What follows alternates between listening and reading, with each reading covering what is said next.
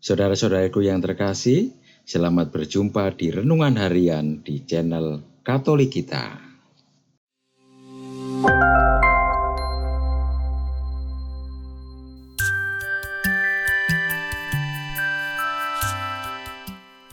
Hari ini, Minggu 14 Mei 2023,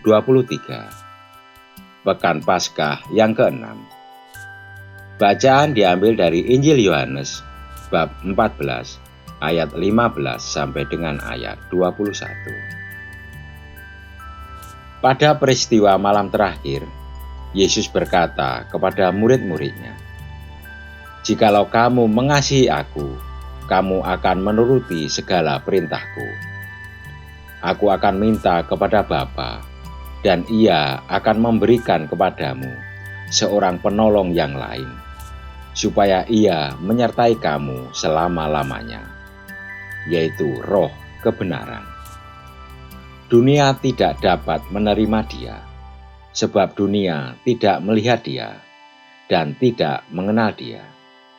Tetapi kamu mengenal Dia, sebab Ia menyertai kamu dan akan diam di dalam kamu. Aku tidak akan meninggalkan kamu sebagai yatim piatu. Aku dapat kembali kepadamu. Tinggal sesaat lagi dan dunia tidak akan melihat aku lagi, tetapi kamu melihat aku. Sebab aku hidup dan kamu pun akan hidup. Pada waktu itulah kamu akan tahu bahwa aku di dalam Bapa-Ku dan kamu di dalam aku, dan aku di dalam kamu. Barang siapa memegang perintahku dan melakukannya, dialah yang mengasihi aku. Dan barang siapa mengasihi aku, ia akan dikasihi oleh Bapa-Ku. Dan aku pun akan mengasihi dia dan akan menyatakan diriku kepadanya." Demikianlah sabda Tuhan. Terpujilah Kristus. Saudara-saudariku yang terkasih, hari ini kisah para rasul menceritakan bagaimana para rasul senantiasa menaburkan rahmat Roh Kudus di berbagai tempat. Bukan hanya tidak kenal lelah, mereka juga bekerja dengan semangat kebersamaan. Ada yang memulai dengan pewartaan, ada yang dengan peneguhan, dan ada pula yang memeteraikan jemaat dengan kuasa Roh. Tidak ada yang lebih tinggi atau yang rendah, karena semua melayani untuk satu tujuan yang sama, yaitu keselamatan jiwa-jiwa.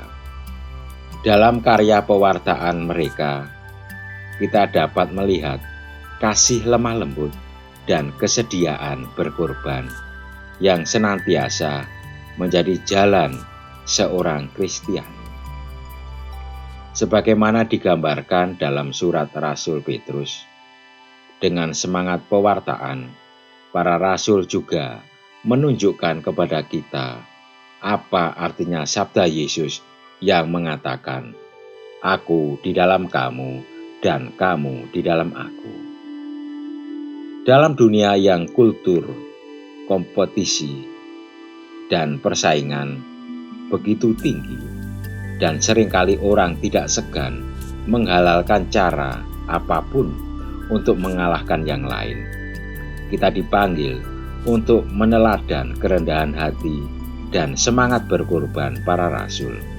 Ketika begitu banyak orang yang hanya berpusat pada diri sendiri dan berjuang hanya untuk ambisi dan kepentingan sendiri, kita dipanggil untuk menaburkan kasih dan hidup dengan semangat pemberian diri bagi keselamatan orang lain.